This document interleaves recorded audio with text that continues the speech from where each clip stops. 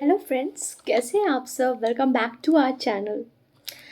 हमने पिछले वीडियोस में बहुत सारे टॉपिक्स के बारे में बात किया है, लॉ के टॉपिक्स के बारे में, जैसे कि सीआरपीसी में कुछ कुछ टॉपिक्स के बारे में, आईपीसी के कुछ कुछ टॉपिक्स के बारे में, ठीक है, कॉन्ट्रैक्ट के कुछ टॉपिक के बारे में। आज हम एक और टॉपिक के बारे में बात करते हैं, डिस्कशन करते हैं, ठीक है। अच्छा लगे अगर मेरा चैनल आप पिछला वीडियो जाके देख सकते हैं। अगर अच्छा लगे तो प्लीज़ इस चैनल को सब्सक्राइब करें ताकि मुझे सपोर्ट मिल सके। तो अब हम चलते हैं हम नेक्स्ट वीडियो में, नेक्स्ट टॉपिक में अपने। आज मैं ना आपको बताने वाली हूँ क्लेटन्स रूल के बारे में। क्लेटन्स रूल क्या होता है? ये ना कॉन्ट्रैक्ट एक्ट में है, आईसीए में, ठीक है, इंडियन कॉन्ट्रैक्ट एक्ट में है, ठीक है। और ये होता क्या है एक्चुअली, इसको अगर हम बात करें क्लेटन्स रूल ना, तो ये अगर सिंपल वर्ड में बात करें तो this is appropriation of payment, ठीक है ना। What is appropriation of payment? ये ना सेक्शन 59 से 61 ऑफ कॉन्ट्रैक्ट एक्ट में बताया गया है, ठीक है। 59, 60 एंड 61। तो हम पहले बात करते हैं सेक्शन 59 की। अच्छा, सेक्शन 59 क्या बात करता है? अच्छा हाँ, पहले मैं शॉर्ट में बताती हूँ। सेक्शन 59 ना डेप्टर, अच्छा पहले डेप्टर और क्रेडिटर क्या होता है? डेप्टर वो जो रेडी होता है, जो किसी से पैसा उधार लेता है, और क्रेडिटर वो जिससे पैसा उधार लिया गया हो। समझे? मतलब क्रेडिटर डोमिनेंट पोजीशन में रहता है और डेप्टर, ठीक है, वीक पोजीशन में रहता है, रिसेसिव पोजीशन में रहता है।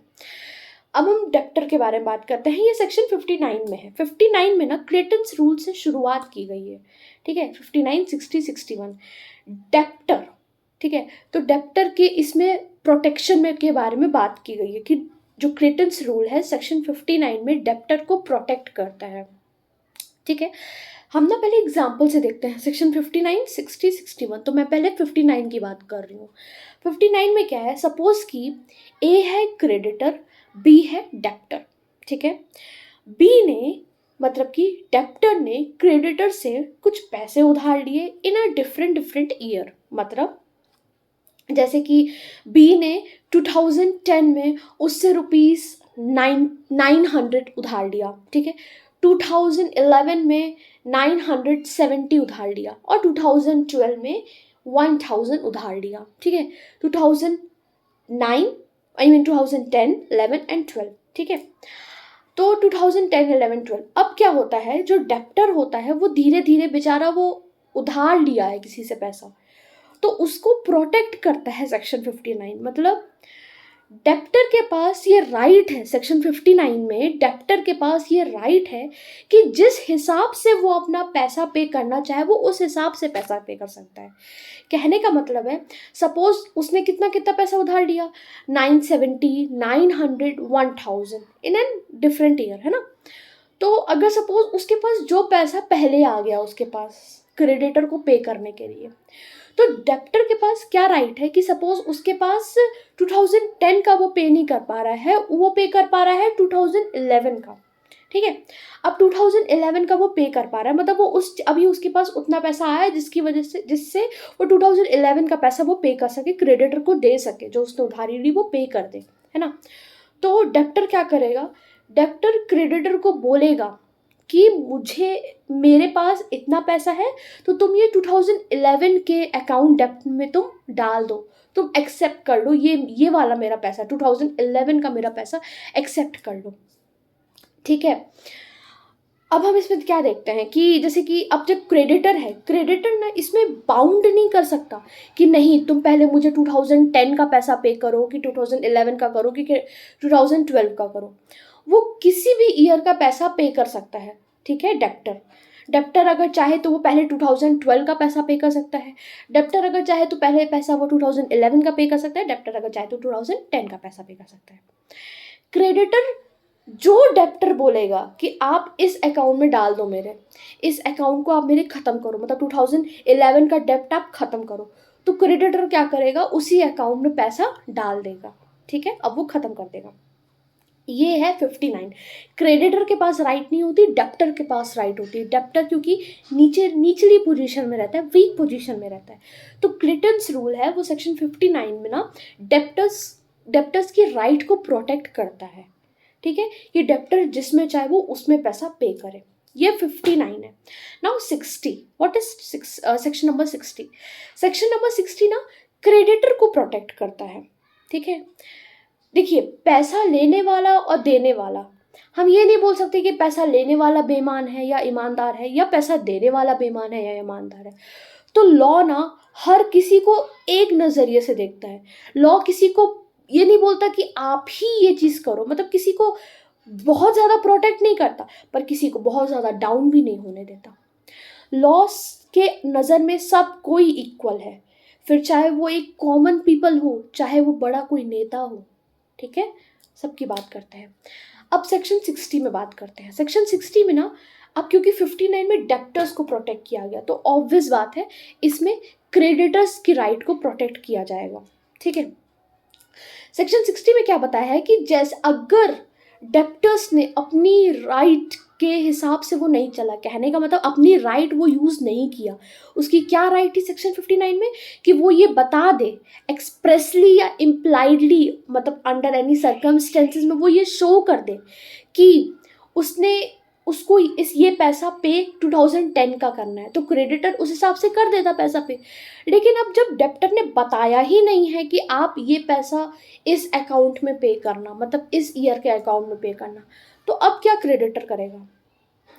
तो सेक्शन 60 के अनुसार ये होता है कि क्रेडिटर जो है वो अब अपने मन से पे कर सकता है जिस भी अकाउंट में वो पैसा पे करना चाहे, ठीक है। 59 में डेप्टर्स की राइट को प्रोटेक्ट किया गया कि डेप्टर जिसमें पे करवाना चाहे वो उस अकाउंट में, उस ईयर के अकाउंट में वो पे करवा सकता है। सेक्शन 60 में बोलता है कि क्रेडिटर्स की राइट को प्रोटेक्ट करता है, मतलब अगर डेप्टर ने अपनी राइट को यूज़ नहीं किया अंडर सेक्शन 59, जो उसकी राइट थी, उसको बताना चाहिए था कि आप मेरा जो ये पैसा है वो इस ईयर के अकाउंट में डालो, उसने वो चीज़ नहीं बताया डेप्टर ने, तो अब क्या करे? क्रेडिटर अब अपने मन से जिस भी अकाउंट में डालना चाहे वो अब उस अकाउंट में डाल सकता है पैसा, ठीक है। अब डेप्टर कुछ नहीं बोलेगा इसमें, ठीक है। तो सेक्शन 60 क्रेडिटर्स के राइट को प्रोटेक्ट करता है। अब जो 61 है ना, अब क्या होता है, ना डेप्टर ना क्रेडिटर, ना डेप्टर ने अपनी राइट का यूज़ किया, ना क्रेडिटर ने अपनी राइट का यूज़ किया, तो अब क्या होगा? तो सेक्शन 61 बोलता है कि अगर दोनों ही पार्टी ने अपनी राइट को यूज़ नहीं किया है, तो अब लॉ बताएगा कि अब कैसे पे करना है, किस किस ईयर का कैसे कैसे पे करना है। तो हमने प्रायोरिटी का सिद्धांत भी पढ़ा होगा, डॉक्ट्राइन ऑफ प्रायोरिटी, है ना। तो इसमें क्या है, हम टीपीए में पढ़े हैं ना, ट्रांसफ़र ऑफ प्रॉपर्टी एक्ट में भी हमने पढ़ा है।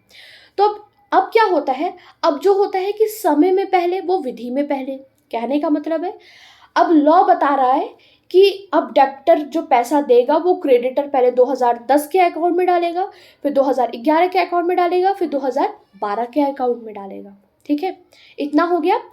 अब हम क्या बात करते हैं 2010, 11 और 12, ठीक है, लॉ ये बताएगा। पर व्हाट इफ कि अगर जो डेप्टर और क्रेडिटर ने अपनी राइट यूज़ नहीं की, लेकिन डेप्टर ने एक ही ईयर में अपना पूरा डेप्ट लिया है, 2010 में ही वो लिया है, पूरा अपना डेप्ट लिया, ठीक है।